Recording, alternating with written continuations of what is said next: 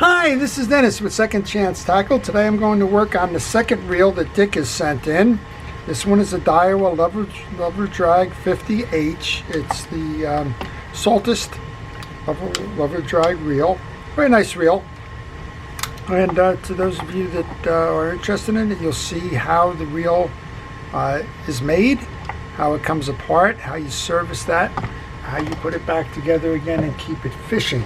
So Dick sent me in 2 lever drag reels. I just completed one on the Penn formula reel, which you don't see much of. And then now we're going to see the Saltist, which is a more common reel. And they're both in the lever drag family, which means that the drag systems are different than the traditional star drag. And we'll show you how they work and how they're assembled in this particular reel. So we're going to start by removing the exterior parts, starting with the handle. This is a Penn wrench, but Penn wrench for the 4.0 and the 6.0 and above, but it also works on a Daiwa reel. And one of the things you'll notice on that handle is that you have a nice big round handle knob there for when you're fighting those fish. Very nice power handle on this one. So as I'm taking off the exterior pieces and parts, I want to encourage everybody to subscribe to my channel. And if you do subscribe to my channel, please hit that notification button. And that notification button will tell you when I'm posting the videos. And you'll have an opportunity to see when they first come out and whether you want to watch them or not. I work on all kinds of reels. Not every one of them is going to interest you, but I would tell you that if you like the art of reel repair, if you like to understand how fishing reels are made, some of the selling points of a particular reel and that, well, I try to cover all of that in addition to how to take these apart. So that would be helpful. Hitting that notification button, you'll know when they come together. We have a ball bearing in here. You'll notice that ball bearing is flush to the case. Well, there's a little stud mounted or raised surface to this cap below, which is going to be able to help with that, keeping that ball bearing in and all. And we've taken the handle off first. Now we're going to take the lever drag arm and adjuster off. So we're going to start by taking the preset cap and backing that off, and you'll notice on the cap there's a spring. That spring loads on the top of the stud here, and that's going to keep the tension on the cap so the cap doesn't fall off. Speaking of falling off, we saw that the lever arm fell off, and on the bottom of this there's 2 raised surfaces. That's really what's going to enable you to pull the axle shaft and spool into contact with the pressure plate and make this thing work completely. In that lever drag arm you have 2 pieces.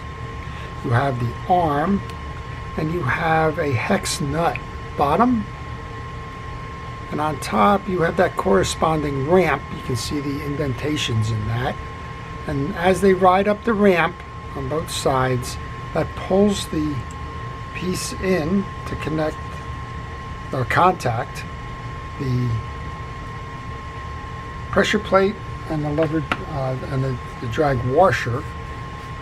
And between the 2 of those, that's where you'll get your tension. Alright, we're going to just wipe off some of the excess grease on here before we continue. Now, I didn't pull the schematic on this. I do recommend that you pull the schematic. That'll give you the burst diagram for the reel, and it'll show you the orientations and pieces and parts if you get stuck along the way.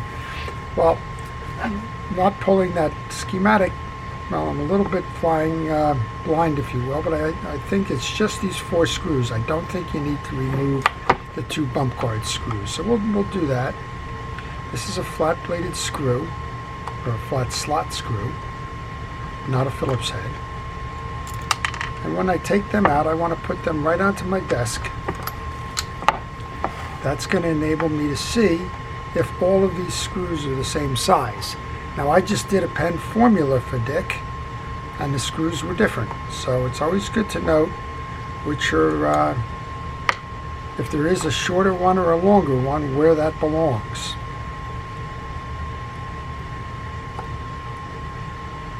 These reels are nice. They're kind of an intermediate in terms of a big game reel. You can go deep with this, or you can troll with this. Either way, these are set up for heavier fish that typically are fighting fish. So the advantage of the lever drag is that it gives you the sensitivity to control how you are reeling the reel in, and so that you don't have a single pressure throughout. Those 4 screws are the same. I'm going to take those, and off camera, you've probably been seeing me reach, but I do put those into a parts tray, and that's so I know where it is when I go to reassemble. So we talked a little bit about that schematic. We also recommend that you take pictures along the way. I'm doing that with my video camera at the moment, but take pictures at critical points. This would be a critical point when you remove the case, and that'll show you how it's set up inside. And if you struggle, it's a reference point. Go back to it, take a look at it, see if it's helpful in terms of getting you reestablished in the reassembly of your reel. This should lift up now, and it does. So the short answer here was that you do not need to remove those 2 side plate screws. Let's turn this over. This is the pressure plate I was referring to. That pressure plate is going to come in contact with the drag washer. The drag washer is an integral part of the spool. You'll notice when you take that off that you're going to have a spring, and you're going to have a burring underneath that. And then on this side, you're going to have that pressure plate, which we're going to take off. You're going to have a click ratchet, which is your anti-reverse. Take that off. We're going to leave that arm there. You're going to have a collar, which goes into that pressure plate. You're going to have a pinion gear, which goes behind that. And then you have the main gear, and this is a big main gear, which means that this is a high ratio retrieve. And so if you're deep in the ocean, or if you've got a lot of line out, well, you're going to want that as the core. This is a traditional old forked anti-reverse dog. It's a fail-safe. Underneath here, we can see that we do have an instant anti-reverse clutch. So that's the first one, but that secondary gear or dog is there to take the strain off of that anti-reverse clutch. We also have that little washer there. That little washer goes on the back of the pinion gear. I'm going to take that pinion gear and just get that off my table so I don't knock it around. We've cleaned the case. There's a little bit more there. You don't have to use any solvents unless you find something's particularly greasy or grimy. I'm going to use my fishing reel oil to oil that bearing. It's a shielded bearing. We also saw a bearing up top, so we can put some oil in that. Do not oil the anti-reverse clutch. I'm going to set that off to the side and come over here and clean up that main gear. This is a beautiful main gear. It looks to be stainless, but these manufacturers today have all kinds of fancy halcyon alloy type gears and the like. So if it's not stainless, well, it's something of comparable quality that's going to last and be durable. All right, we're just going to clean that up. We have another bearing under this shaft here. We're going to check the teeth of the main gear now. We want to make sure that they're all clean. This one's very clean. And you want to make sure that they're not chipped or cracked or somehow distorted. If it was, that's something that you would have to go back and redo from a replacement strategy. So much of the repair is about cleaning, checking, and replacing if parts are bad. All right, this is that click ratchet. It's going to assist in holding the secondary part of the anti-reverse. This is the back end of the pressure plate, and this is the front end, and there's another bearing in this pressure plate, so we're going to go ahead and oil that too. And we want to make sure that it's clean. because any kind of greases and the like, you can see there's been an accumulation of some thrown off grease here. Any of that accumulation is just going to be a problem later on. Alright, we can put this back together and we can go over and deal with the other side. So there's a collar that fits like that. Then we have our pinion gear. I'm just looking for the square side now, so this is the square side of the gear that's going to sit in here. And then we want to make sure that we get grease onto that pinion gear. And use fishing reel grease when you do this. It looks like somebody was using hot sauce or whatever it was. That's okay. I'm going to use a Penn Precision reel grease for this. And I just need to find my applicator. I use an artist's brush for the application. I do that because the hairs don't tend to fall out, and because it gives me a nice even way to distribute the grease. Alright, that part is done. I'm going to do the same thing here on the main gear. Now you don't have to get the grease on every tooth. The fact that your pinion gear is smaller and your main gear is larger means that over a couple of turns all that grease will get distributed. And you don't want to overload it, because if you overload it, it's just going to throw it into the case.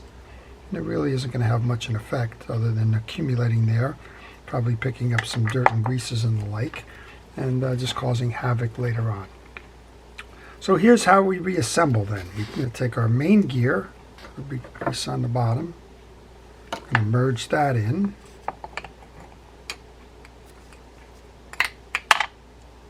Yep, we knock the other bearing out. We'll just simply put the other bearing back in. That's not a big deal. Next up, your pinion gear is in. Take the collar, make sure that it seats square to that. Then we can bring our anti-reverse gear into play. And then this is going to square up with that pressure plate there. So it needs to be worked a little bit.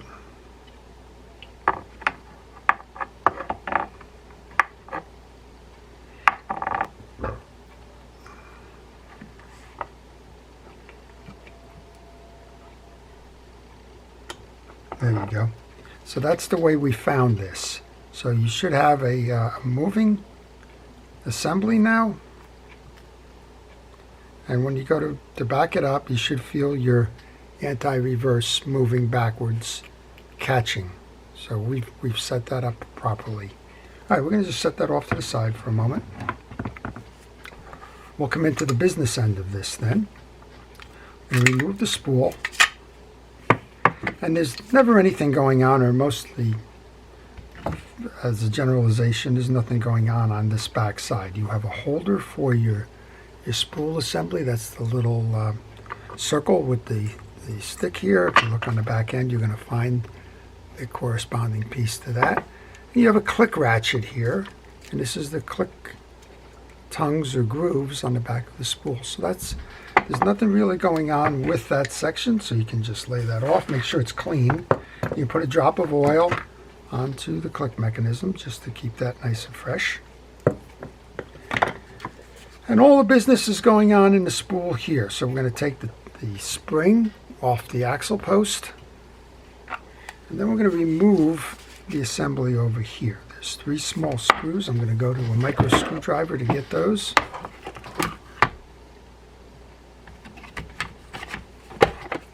This is going to enable us to remove the axle shaft and to service the balance of this reel. So if you have any questions on a lever drag reel, or any reel in particular, maybe you're working on one and you're trying to figure out how it all works, if you leave that question in the comments section, I'll try and answer that question for you. These screws are a little bit tough. Don't horse anything, just kind of take your time. Eventually you will get these screws out. That's one. And those definitely got to get into that part straight, because these are so small that if you drop one, chances are you won't find that.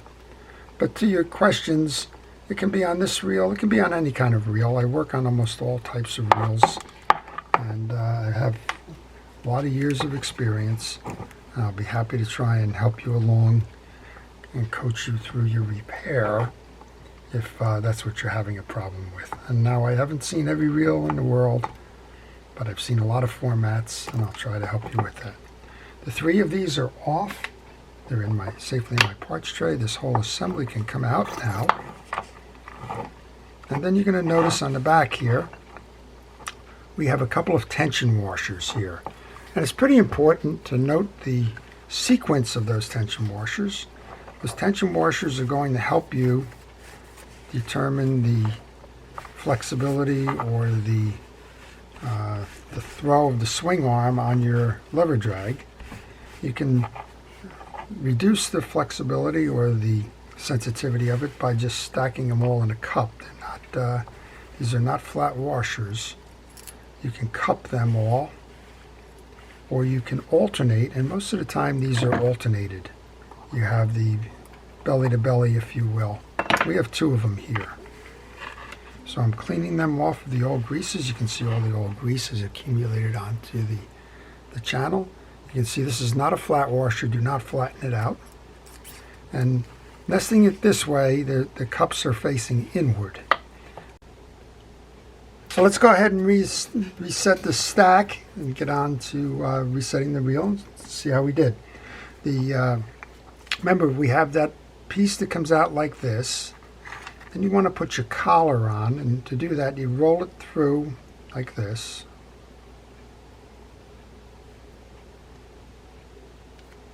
Just like that.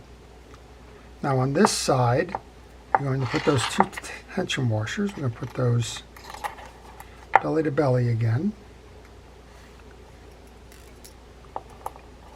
Just like that. And then we had that gear, or the bearing shield. And then we can put a little bit of grease onto the balance of the shaft. We're going to take this whole piece then, and we're going to insert it into the cavity with the ball bearing and the sleeve inside. And we can nest that in. Go back and get those little 3 tiny screws.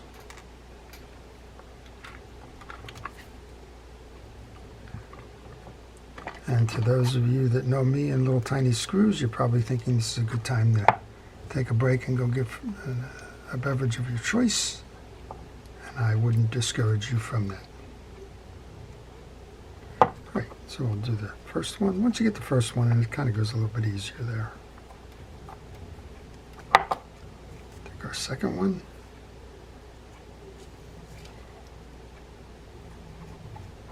These had a little Loctite on them, so I think that's probably why they were initially a little bit difficult to get in there. One more.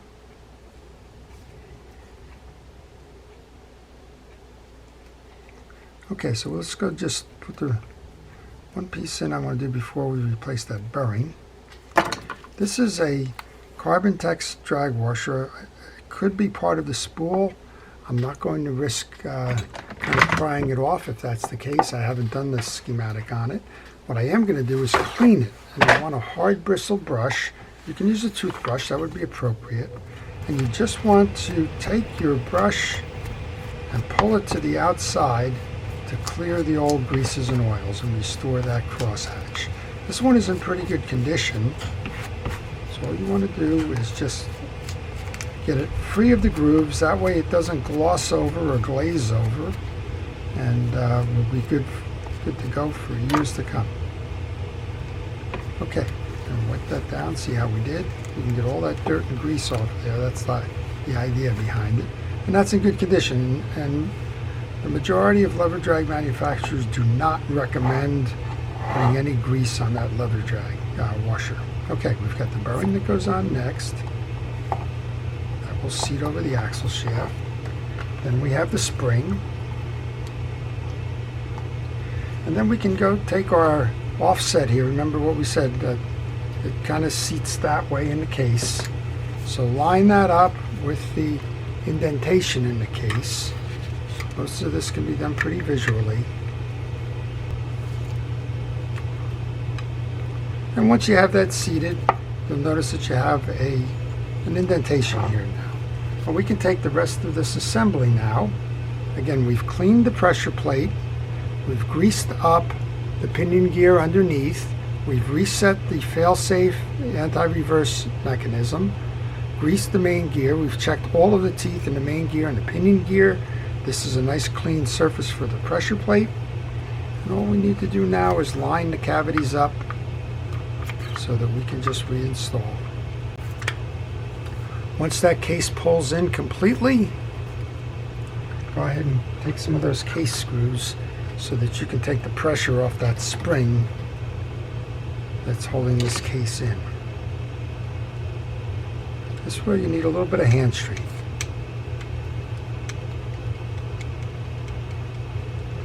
We'll put one up top, we'll come down the other side here, and then we'll put the other 3 in as well. But alternate that so you can keep equal pressure on the side plate while you're doing this.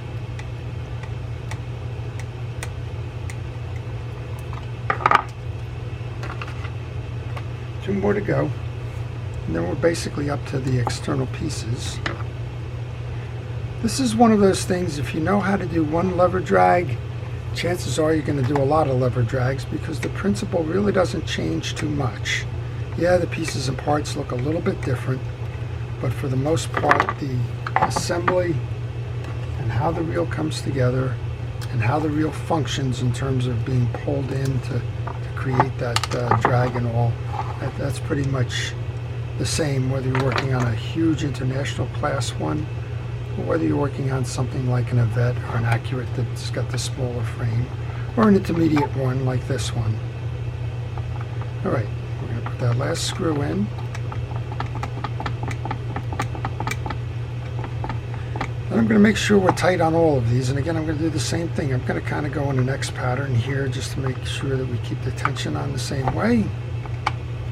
And we're going to give it a spin now, because if it's not spinning now, it's not going to spin later. And we're in good condition there. Okay, let's reinstall then. We know that the next piece up is the lever arm. And the lever arm is going to go, and you want to get that lever arm set over on the off position of the case. Then we have this this set that goes over the top of that arm screw.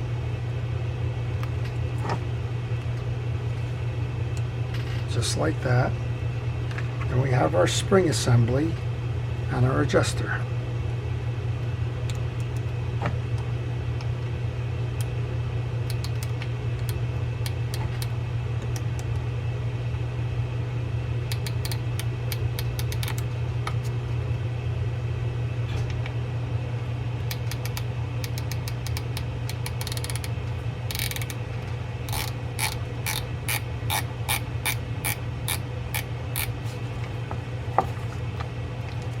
Once you do that, we can put our main gear shield back on, the handle,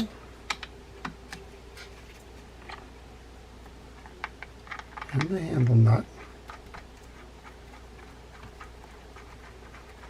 And we'll do the final adjuster on the free spool.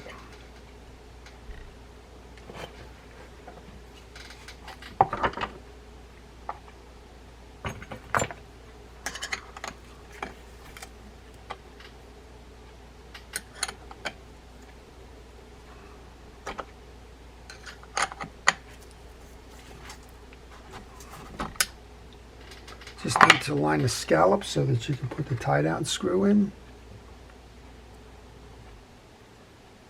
That's next. That's the last piece, and that's good because I'm looking at my parts tray and I do not have any pieces left over. That's always a good thing.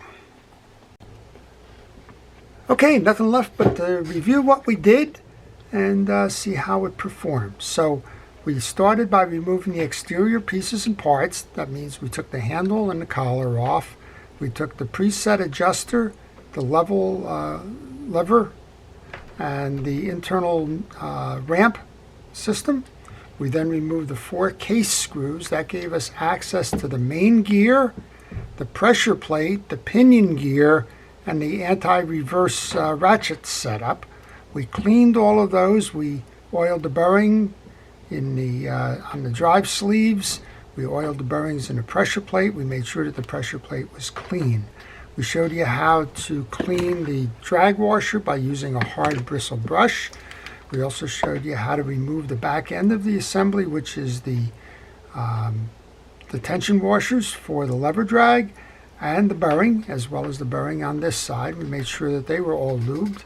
And here's what we have. In free spool now, we have a nice, quiet, spinning reel. If you go to the first click stop, nice operation.